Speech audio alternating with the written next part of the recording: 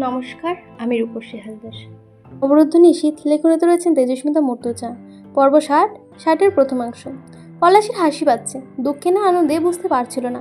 পায়ের কাছে দুজন অফিসারের মরদেহ পড়ে আছে। তার একটু ইচ্ছে হচ্ছে জয় হামজার হাতে ধরা পড়ার। এত নিখুঁতভাবে স্নাইপার গান চালানোর দক্ষতা হামজার আছে, অর্থাৎ দুজন তাকে পুলিশের হাতে পড়তে না দিতে দৃঢ় প্রতিজ্ঞ। হাতের হ্যান্ডকাফের দিকে তাকালো। এত বছরের পাপের জীবনে প্রথমবার এটা পড়তে হয়েছে তাকে।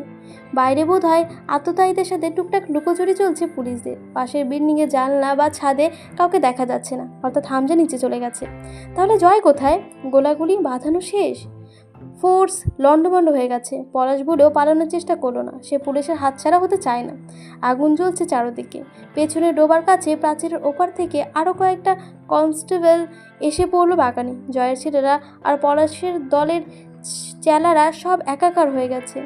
উদ্দেশ্য আলাদা হলেও আপাতত কাজ দুজনের একই দলের, পলাশকে পুলিশের হাতে না পড়তে না দেওয়া।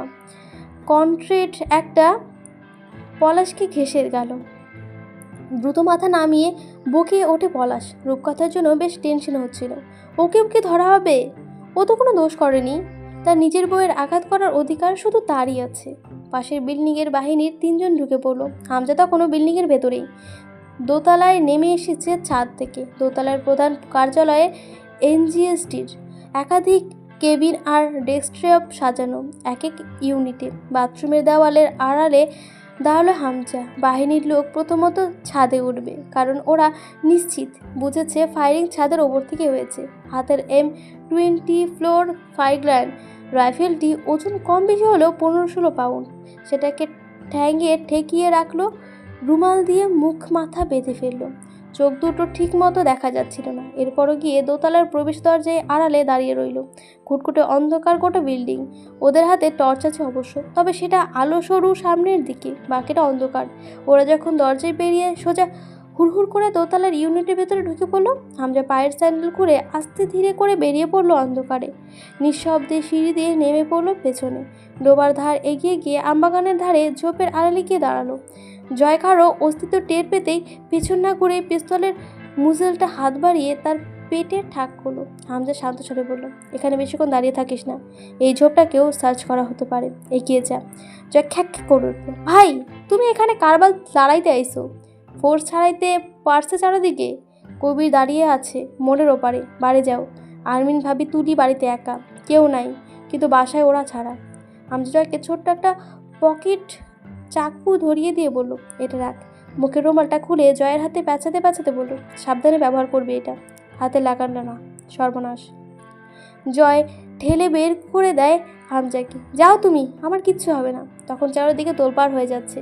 আরও ব্যাকআপ টিম এসে ভরে গেছে চারদিক। সব চারদিকে ছড়িয়ে পড়েছে চারদিকে।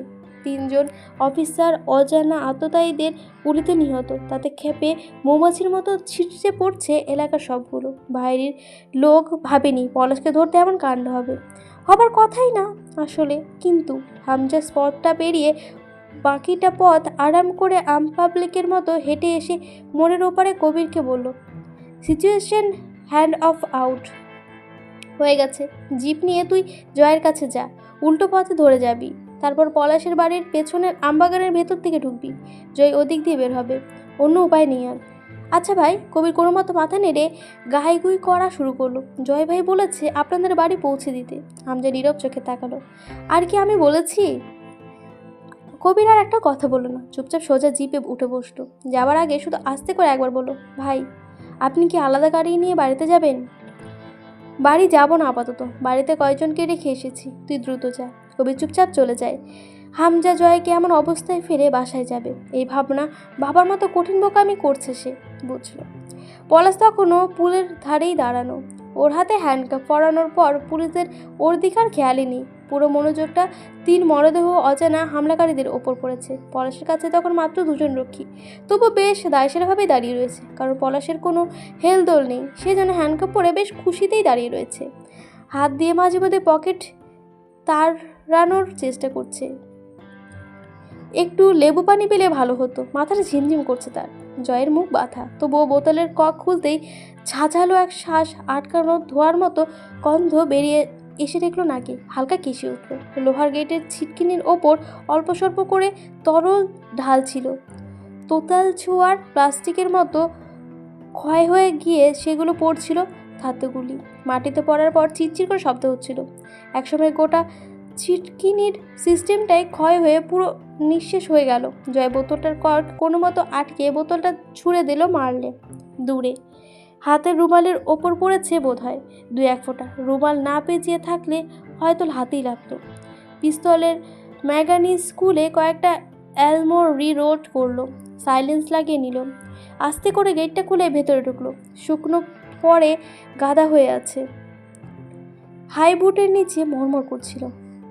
পলাশ এইদিকে ওদিকে তাকিয়ে করছিল। জয়কে দেখে ভুল কুচকে বলল। তারপর কেমন একটা অস্থিরতা ঘিরে ধরলো পলাশকে। হাজার হোক, এই জয়কে পলাশ ছোট থেকে দেখেছে। হোটেলে একসাথে বসে মদ খাওয়া, আড্ডা দেওয়া, তার সামনে এমন নিষ্কৃষ্ট অপরাধীর মতো দাঁড়াতে বেশ অপ্রস্তুত লাগছিল পলাশের। ওরা দুজনেই পাপিষ্ট, অথচ এসব পাপকে ছাড়িয়ে আজ এক পাপীর কাছে আরেক পাপী হয়ে ধরা দিল। জয় ইশারায় সালাম দেয় পলাশকে। পলাশ ছাড়া আর কারো সাথী নেই জয়কে চেনার, এমনভাবে প্যাকিং করেছে নিজের। পুলিশ দুটো জয়কে খেয়াল করে রাইফেল ত্যাগ করার আগে লুটিয়ে পড়ল মাটিতে। জয়ের সেমি অটোমেটিক পিস্তলের 3টা বুলেট, 2টো প্রাণহীন দেহ। পলাশ দৌড়ে ভেতরের দিকে এগিয়ে যেতে চায়, ফোর্সে সবাই সামনের দিকে। এটাই বোকামি ওদের। দুজনকে রেখে ওরা নিশ্চিন্তে আততায়ীকে খুঁজছে। অবশ্য কারণ আছে, এখনও খন্দদ্রুত চলছে সামনে। পলাশ বাড়ির পেছনে দরজা অবধি পৌঁছলো না। জয় নিখুঁত নিশানায় পলাশের ডান পায়ে গোড়ালি বরাবর সুর করলো। থুবড়ে পড়ে যায় পলাশ। তখনই ঢুকলো কবিরের সাথে 3 জন। পলাশের মুখের খানিকটা কাপড় গুজে ওকে টেনে বাগানের ভেতরে নেবার পর পুলিশের কয়েকজন এপারে এলো। গোটা ঘটনাটা পুলিশ বাহিনী পলাশের বাড়িতে ঢোকার 5 মিনিটের মধ্যে হয়ে গেল। একই সাথে বিভিন্ন দিকে বিভিন্নভাবে সেট আপ শেষ হয়ে গেছে। জয় গাড়ি ভাগিয়ে আমবাগান পেরিয়ে ঢুকে পড়লো এক গ্যারেজে। সেখানকার স্যাটার ডাউন করে নিল পুলিশের বাহিনী নাগালের ভেতরে। তারা তখন নাগাল ছাড়ানোর ফেরারি। পলাশের পায়ের গুলিটা কোনো মতো পাঁচ হয়ে গিয়েছিল। নেহাত থামানোর উদ্দেশ্যে গুলি করা হয়েছে। কোনো মতো রক্ত বন্ধ করে ওটে সেডেটিভ ড্রাগ দেওয়া হলো। শেষের দিকে যখন গাঙ্গের পাড়ের বাড়িতে পৌঁছলো ওরা, রূপকথা চুপচাপ দাঁড়িয়ে আছে জানালার ধারে। কবির অবাক হয়ে যায়। হামজা বসে আছে সোফায়। বাড়িতে না গিয়ে এখানে আসে, জয়ের অপেক্ষা করছে। কি দৃঢ় বিশ্বাস, জয় জয়ী হয়ে ফিরবে। সে জয়কে সেই ধাতেই গড়েছে, কঠিনভাবে, কঠোরভাবে। পলাশের বাড়ি নির্জন জায়গায়, কারো সন্দেহ হবার কথা নয় যে পলাশ এভাবে পালিয়ে নিজের কোনো বাড়িতেই যাবে। হলেও সেই ব্যবস্থায় আছে।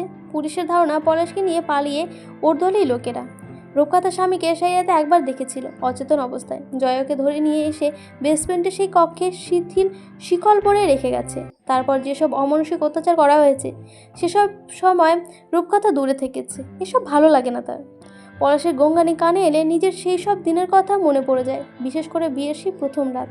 তার ফর্সা নমনীয় অক্ষত চামড়ায় পলাশের পাগলাটে থাবা পড়েছিল। এরপর আর সব কত যন্ত্রণা, কত ছটফটানি, প্রতারণা আর বাধ্যগত সেসব পাপ। নিষ্পাপ এক চাঁদ মুমতাহিনা। রূপকথা নিজেকে নোংরা কীট বলে মনে হয় সর্বক্ষণ। রূপকথা মেঝেতে আঁচল বিছিয়ে বসে। জয় তাকে কতটুকু সময় দেবে পলাশের কাছে কাটানো জানা নেই। তার কেমন যেন লাগছে, কে জানে কেমন লাগছে। এলাকার নাম নেই, বর্ণনাও নেই। সে কি শেষবার মানুষটার মতো দেখতে হয়? পশুকে দেখছে। বিয়ের আগে অবধি যে তার পলাশ ভাইয়া ছিল, এরপর হলো নরকের দ্বাররক্ষী। আচ্ছা, রূপকথার অস্থির লাগছে কেন? কী সব হিসেব নিকেশের অঙ্ক ঘুরপাক খাচ্ছে জীবনে। অবর্তনীয় সব অযৌক্তিক অনুভূতিরা নিত্যরত চারকের দিকে। অনেকক্ষণ বসে থাকে পলাশের মাথার কাছে। খুব ধীরে নিঃশ্বাস পড়ছে পলাশের। রূপকথার অচেতনতা ভাঙল। হিংস্র এক লাথি পড়ল দরজায়। রূপকথা নড়ল না, উঠল না, শুধু পড়ল। শব্দ করো না জয়, নিশ্চুপ থাকো কিছুক্ষণ। পর্বটা এখানে শেষ হয়ে গেল। কেমন হচ্ছে অবশ্যই জানাবেন। ভালো লাগলে অবশ্যই লাইক কমেন্ট সাবস্ক্রাইব করে দেবেন। আজকে ধন্যবাদ।